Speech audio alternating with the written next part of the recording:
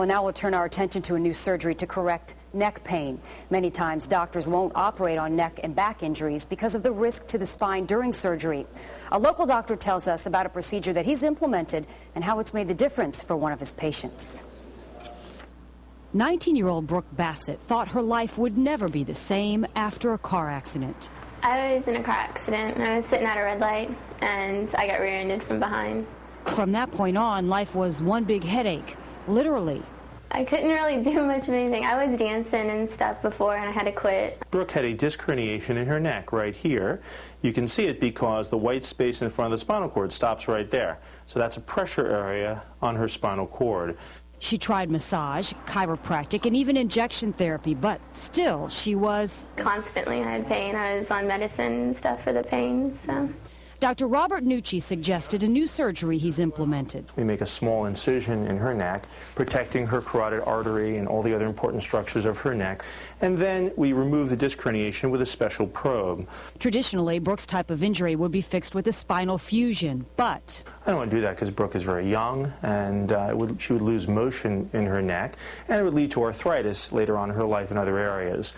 Dr. Nucci does a number of other procedures considered high risk because he'll operate on parts of the spine that are difficult to get to. I had to trust him a lot. But after surgery... You have no loss of motion there, right? Brooke says her daily headaches and the constant pain are gone. Brooke did have to wear a neck brace for a while, but she says she was back to her normal activities within 2 weeks. And if you're looking for relief from headaches, why not try acupuncture?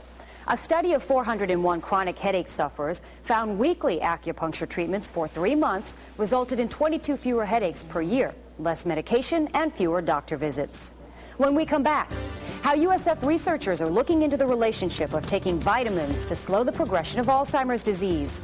We'll show you the dramatic procedure a local DJ is going through to lose weight. Plus, new research that proves the biological clock in women could be a myth after all.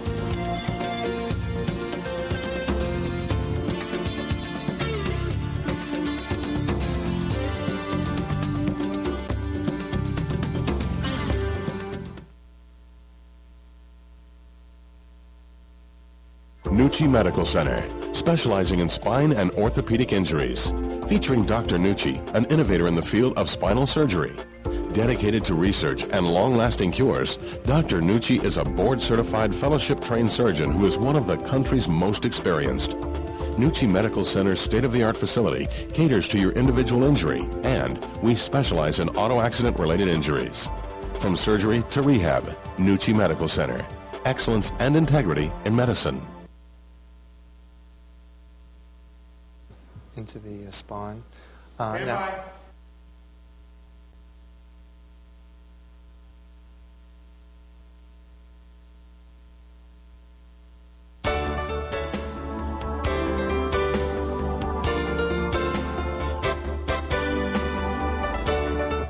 Welcome back to Consumer Update. Many times doctors won't operate on neck and back injuries because of the risk to the spine during surgery. Joining me this morning is Dr. Robert Nucci from Nucci Medical Center. Hi, Dr. Nucci. Hi, how are you? Good. Could you tell us a little bit about Brooke's story before we went to break? I had mentioned. Yeah, we were talking a little bit about that. She's a young girl who was in a motor vehicle accident and had some neck and arm pain from a small disc herniation in her neck. We had treated her with conservative treatment, but she didn't get better. And the question was, what can we do for her? Right. So in her case, what we elected to do was a small procedure to remove the disc herniation using a very small probe. One of the difficulties with spinal surgery, particularly neck surgery, is that one needs to fuse the spine, stabilize and fuse the spine. And what does that mean? Well, basically, the discs are motion segments in the spine, allows the spine to move. And the disc herniation in the neck traditionally is treated by removing the entire motion segment, removing that entire disc, placing in bone and sometimes instrumentation, a plate, to stabilize the spine. And that works very well, and it's done routinely, and I do it routinely. But in young people who have very small herniations, who you don't want to have them lose that motion segment, there really was no good way to treat them. Either you essentially put them aside and say you have to live with the pain and give them long-term pain medicine, or you fuse their spine, and this was not acceptable in my mind. So what we try to do is treat them with a smaller procedure where we essentially take a probe, make a small incision in the neck, take a probe and put it down into the disc herniation under x-ray guidance and essentially evaporate or suck out that disc herniation. I brought some little models here to show if you'd like. That's the probe itself. Mm-hmm. Yeah, this is attaches to the machine, but this is the probe itself. So it's like a little wire. It's very wiry.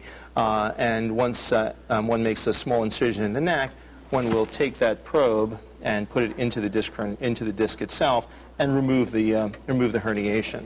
And then they close the incision and they go home the next morning.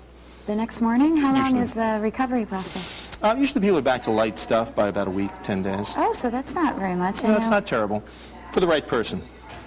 What other types of injuries does Nucci help to heal? Well, the challenge always is to pick the right procedures for the right people. Right. Most people don't need surgery, and we recognize that, and we make sure that they get the appropriate non-surgical treatment. Well, we'll do physical therapy. Mm-hmm. I even have physical therapy in my office or refer them to good locations near where they live.